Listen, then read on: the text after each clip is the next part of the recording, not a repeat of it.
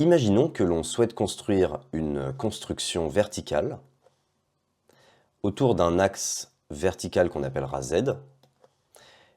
Et cette construction est faite d'un empilement de tranches successives qui ont toutes la même forme à 2 dimensions, mais pas toutes la même taille, pas toutes le même diamètre. Et ce diamètre qui peut varier avec l'altitude, on le notera d de z. Donc d de z, c'est une fonction qui peut varier avec l'altitude et qui représente la taille des tranches successives de notre bâtiment. La question qu'on va se poser, c'est quelle doit être la fonction d de z pour que la pression subie par chacune de ces tranches soit exactement la même. Donc pour que la pression dans le matériau qui constitue le bâtiment soit constante à toutes les altitudes. Pour résoudre ce problème, il faut commencer par calculer, donner une expression de la pression que subit une certaine tranche. Donc on va imaginer que cette tranche est localisée à l'altitude Z, et on veut essayer de déterminer la pression que subit cette tranche. Donc la pression, on la notera P de Z, c'est la pression subie par la tranche à l'altitude Z. Et la pression, c'est égal à la masse fois l'accélération de la pesanteur. La masse ici représente toute la masse qui est au-dessus de notre tranche. Donc on va appeler cette masse m de z. M de z, c'est une fonction qui du coup décroît avec l'altitude, puisque plus la tranche est élevée, moins on a de masse qui se situe au-dessus. Ça, c'est le poids. M fois g, la masse multipliée par l'accélération de la pesanteur nous donne le poids. Et la pression, c'est le rapport entre le poids et la surface de la tranche. Donc on va diviser ça par la surface de la tranche qu'on va noter S de Z. Alors une première chose qu'on peut faire ici, c'est noter que si notre tranche est un carré de côté D, la surface S de Z peut être écrite comme D au carré.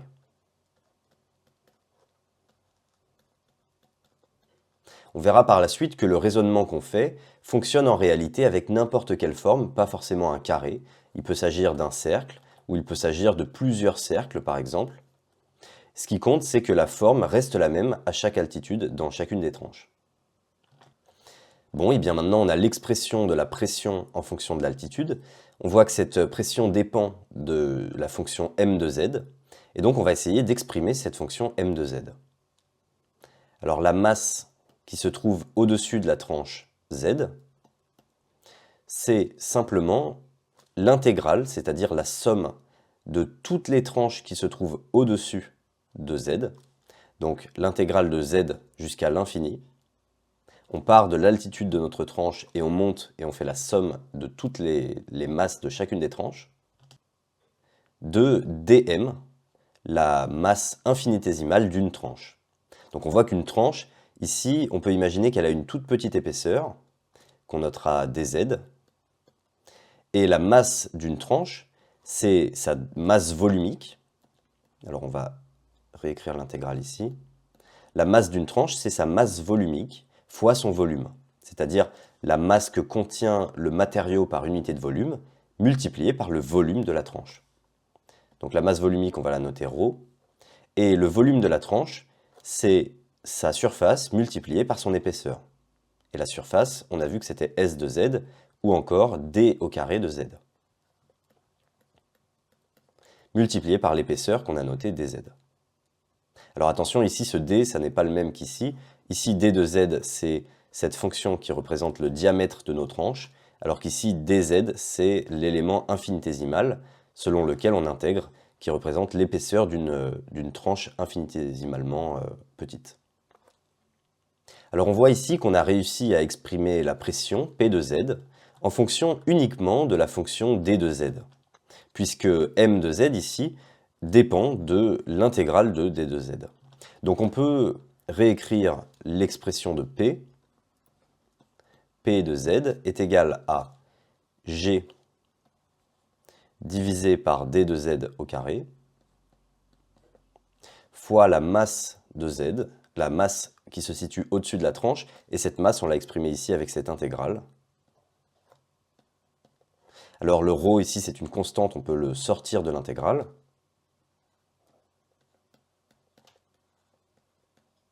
Et voilà, on a cette expression pour la pression subie par une tranche à l'altitude z. Alors à partir de ça, on voit que l'expression est un peu compliquée, et en particulier, on aimerait, nous, trouver la fonction d de z telle que cette fonction ici p soit constante. Alors pour faire ça, on va d'abord multiplier de chaque côté par d carré de z, de sorte à isoler l'intégrale. Alors si on multiplie de chaque côté, on obtient d carré de z fois p. Et ici, je vais arrêter de noter p de z, je vais noter uniquement p, puisqu'on veut imposer que la pression soit constante. Donc ce p ici, c'est simplement un nombre, une constante. Et ça, c'est égal à g fois ρ fois cette intégrale.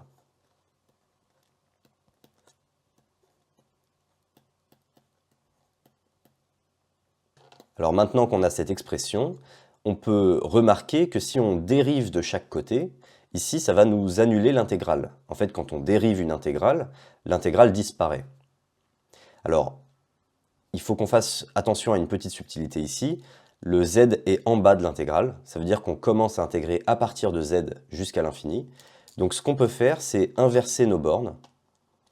Donc commencer à intégrer depuis l'infini jusqu'à z. Mais alors quand on fait ça, on intègre dans le sens opposé, et donc il faut rajouter un moins devant l'intégrale. Bon, et bien maintenant on peut dériver chaque côté de l'équation. Alors la dérivée du côté à gauche, la dérivée de d carré z, c'est 2 fois d de z fois d' de z. Donc là on dérive par rapport à z, multiplié par p, qui est simplement une constante. Alors pour faire cette dérivée ici, on a utilisé le fait que la dérivée de u au carré par rapport à u, c'est 2u. Et ensuite, il faut multiplier par la dérivée de u par rapport à z, si on veut dériver par rapport à z. Et tout ça est égal à la dérivée du côté droit de l'équation. Alors, moins g-ρ, c'est une constante, on peut le laisser. Et la dérivée de l'intégrale, c'est simplement ce qui se trouve dans l'intégrale, c'est-à-dire d carré de z. Et là, on se retrouve avec une équation différentielle que l'on va pouvoir résoudre. Alors, une première simplification qu'on peut faire, c'est remarquer que d de z se trouve des deux côtés, donc on peut diviser par d de z des deux côtés. Et puis, pour simplifier la tâche, on peut diviser par 2p et obtenir l'expression de la dérivée de d, qui vaut du coup moins g-ρ divisé par 2p d de z. Et donc là, ce qu'on a trouvé, c'est que la fonction d, sa dérivée, c'est elle-même multipliée par une certaine constante, un certain nombre négatif. Et alors ça, si vous avez fait un peu des équations différentielles, vous savez reconnaître la solution. La fonction dont la dérivée est elle-même, c'est la fonction exponentielle.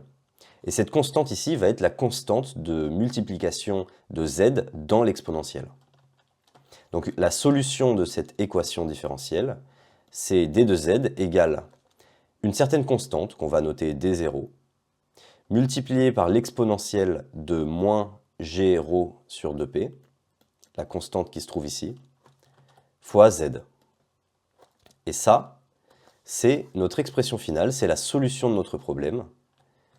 C'est le profil de diamètre de nos surfaces, de sorte que la pression soit la même sur chaque tranche. Donc ça, c'est l'axe Z. Et d de z, c'était la taille de chacune des tranches.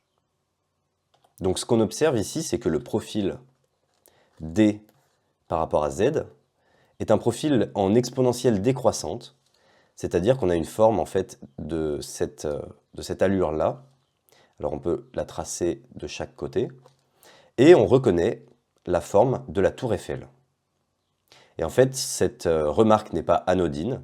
La forme de la tour Eiffel a justement été calculée sur ce principe-là, de sorte à assurer que la pression reste constante à chacun des étages de la tour Eiffel.